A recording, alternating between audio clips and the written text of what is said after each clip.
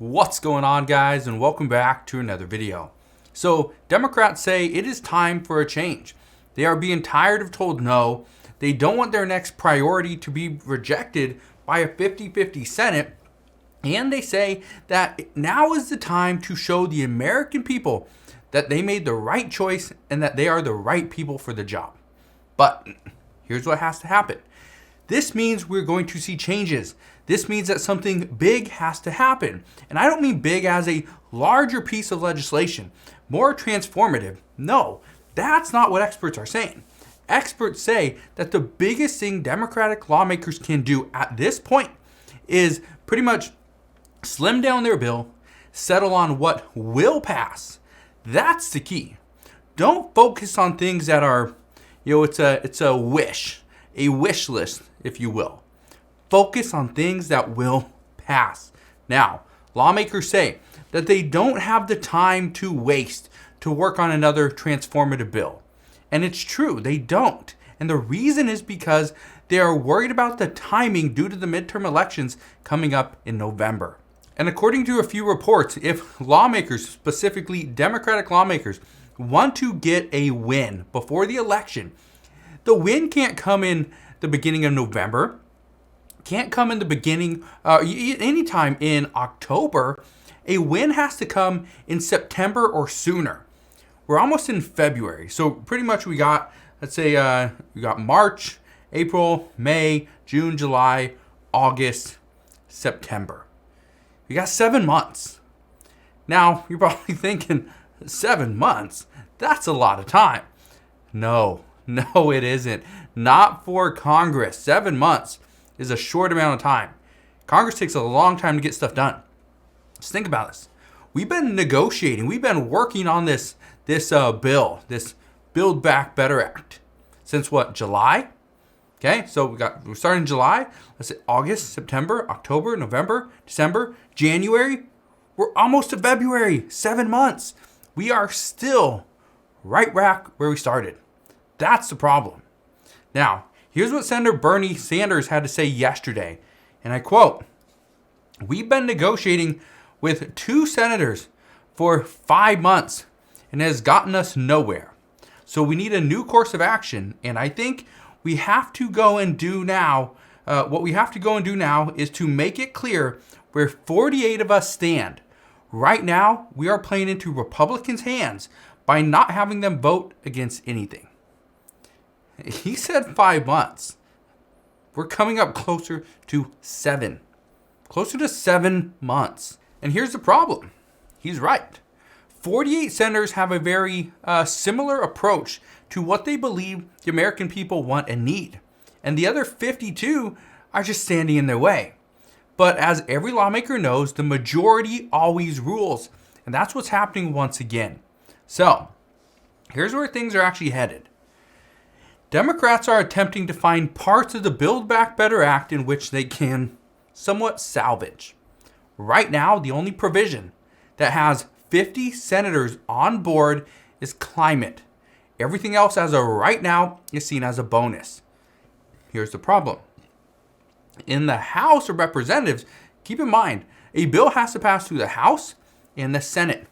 In the Senate, 50 senators would vote to see climate. The problem is, we will not get the majority of lawmakers in the House to vote for climate. And the reason is actually pretty simple. If you put climate into a standalone bill, here's a problem. Progressives say, we need other things included. We've made these major promises. We need to get this done. This is our time to shine. Well, guess what? But I don't remember, it's like 100 progressives are in the House of Representatives. Guess what happens if all 100, even half of them, even a quarter at 25, even a quarter of progressives in the House of Representatives say, nope, we don't support the bill? Guess what? Bill doesn't pass. That's the issue. So we're pretty much headed to nowhere. That's a problem.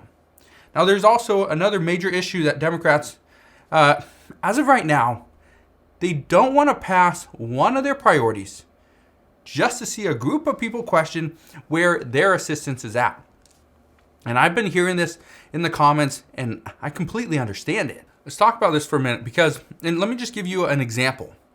When children get a child tax credit payment, but people without children wonder why are those parents getting payments and they're not getting any help? Or when students are being considered for student debt forgiveness. Now, what about those that paid off their debt? They wonder why being financially responsible, paying off their debt is hurting them now. Or one expert says, what about people that are fighting for expanded hearing through Medicare, expanded coverage? But then people that don't have that need, they hear just fine, wonder, well, why can't we get any assistance with dental or vision? Why can't that be covered? And this is the problem, that lawmakers have promised so much. They've honestly promised so much that it will be almost impossible, or really impossible, to pass all that they have said. Now, to make matters even worse, many Democrats continue to say that if there's no SALT, there's no deal. This simply means that in the next bill, if there's no changes to the $10,000 SALT cap deduction, then multiple members, and these are moderate Democrats in the House of Representatives, they won't support this bill. And as of right now, the House doesn't have the room to let members defect. It's a big issue. But overall, here's what we know. Democrats are worried, and they are saying that we must rethink the entire 2022 strategy because of the two priorities that they tried to take up so far in 2022. They completely failed, and that was just in this month. They are just coming, we're 3 weeks in? 3 weeks into 2022, and they're saying their 2022 strategy completely failed? Yeah, it's frustrating. It is frustrating, but at the same time, if you had a strategy and you implement that strategy for just 3 weeks and then you failed, that strategy was not good to begin with. As a business owner, no. You have to either push through because you believe in that strategy, or you change the strategy because, yes, the strategy was a failure. The strategy, you went in with the wrong ideas, the wrong mindset. So it'll be interesting to see what happens moving forward, but what I can tell you is they're not done. They're not done. They're going to continue to fight for what they believe is the best thing for the American people. But as of right now, who knows what they come up with. But as always, as we learn more, I promise I will come back and share all the latest news and updates. But let me bring you to something else. Right now, that many schools are facing staffing shortages and kids are having to isolate for 5 days or even longer. What we're seeing is some guidance coming from the CDC. The CDC is now saying that we should limit extracurricular activities. The CDC says that schools in high infection locations should consider canceling high-risk activities. These would include anything that involves indoor exercise, shouting, singing, and anything like that. So things like band, football, basketball, soccer, baseball, any sport, everything should be canceled.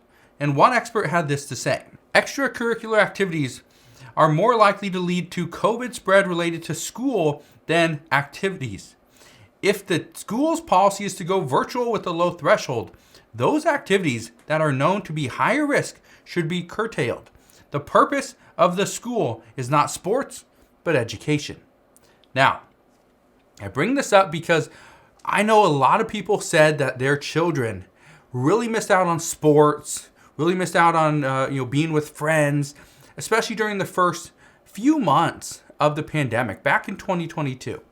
And I wanted to bring this up because if the CDC is now almost recommending to stop extracurricular activities, after school programs, anything like that, that's going to be very difficult, not just on the schools, but on the children and on the parents. As a parent who, my kids do play sports. They do play, sports in the community, but they also play for their schools. They're big into sports. I'm big into sports as well. And so I love the fact that they continue to play. The problem is if for some reason the CDC says cancel it, that's going to hurt a lot of children. At the same time, experts are saying that the reason for this is to make sure schools stay open. That's the whole goal, is to make sure schools stay open for in-person learning. So that's what we know at this time. But as always, as I know more, I promise I'll come back on and share all latest news and updates. Just want to thank you guys for watching. Have a wonderful rest of your Friday. Have an incredible weekend this week as well. Hopefully you guys enjoyed today's video. If you did, like always, make sure you hit that like button. Also consider subscribing, and I'll see you guys on the next one.